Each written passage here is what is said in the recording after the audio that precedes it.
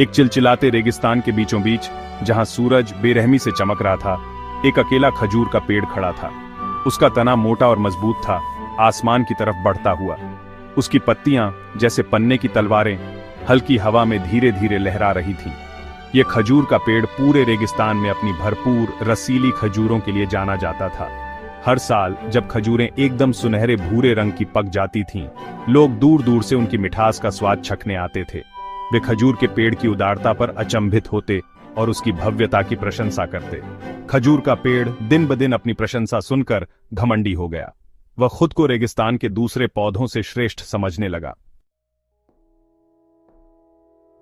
एक दिन एक थका हुआ यात्री प्यास से व्याकुल खजूर के पेड़ पर ठोकर मार गया।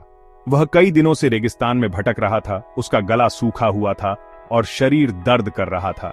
पेड़ की शाखाओं से लटकी हुई रसीली खजूरों को देखकर वह बहुत खुश हुआ। हे महाशक्तिशाली खजूर के पेड़, यात्री ने पुकारा, क्या तुम एक थके हुए प्राणी के लिए अपने कीमती फल में से कुछ दे सकते हो? खजूर का पेड़, जिसका दिल घमंड से भरा हुआ था, तिरस्कार से यात्री को नीचे देखा। और मैं अपना फल तुम्हारे साथ क्यों बांटूं, एक मामूली पथिक? उसने उपहास किया। मेरी खजूरें उनके लिए हैं जो योग्य हैं, तुम्हारे जैसे लोगों के लिए नहीं। यात्री खजूर के पेड़ के अहंकार से चौंक गया। उसने ऐसा घमंड कभी नहीं देखा था, खासकर इतनी उदारता के स्रोत से। जैसे ही यात्री निराशा में डूबे कंधों के साथ जाने के लिए मुड़ा, उसने खजूर के पेड़ के पास एक छोटा सा साधारण सा झाड़ीदार पौधा देखा। यह एक विनम्र रेगिस्तानी लौकी थी, जिसकी बेलों पर छोटे गोल लौकी लदे हुए थे।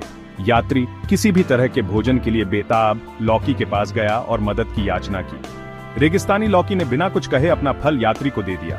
कृपया, लौकी फुसफुसाई, जो तुम्हें चाहिए वो ले लो। हालांकि मेरा फल साधारण है, यह तुम्हारी प्यास बुझा देगा। यात्री ने कृतज्ञतापूर्वक लौकी की भेंट स्वीकार कर ली। जैसे ही उसने लौकी से ठंडा ताजा पानी पिया, उसने पौधे की उदारता के लिए कृतज्ञता की एक लहर महसूस की। इस दृश्य को देखकर खजूर का पेड़ हैरान रह गया। खजूर के पेड़ को कभी यह एहसास नहीं हुआ था कि सच्ची उदारता किसी के पास कितनी संपत्ति है, इसमें नहीं बल्कि जरूरतमंदों के साथ उसे साझा करने की इच्छा में है। यात्री तरोताजा और आभारी खजूर के पेड़ की ओर वापस मुड़ा। तुम्हें बहुत कुछ सीखना है, घमंडी पेड़, उसने धीरे से कहा। सच्चा मूल्य अपनी प्रतिभा के बारे में शेखी बघारने में नहीं, बल्कि दूसरों की मदद करने के लिए उसका उपयोग करने में है। शर्मिंदा और विनम्र होकर खजूर के पेड़ ने अपना पत्तेदार सिर झुका लिया। उस दिन से खजूर के पेड़ ने विनम्रता और उदारता का महत्व सीखा।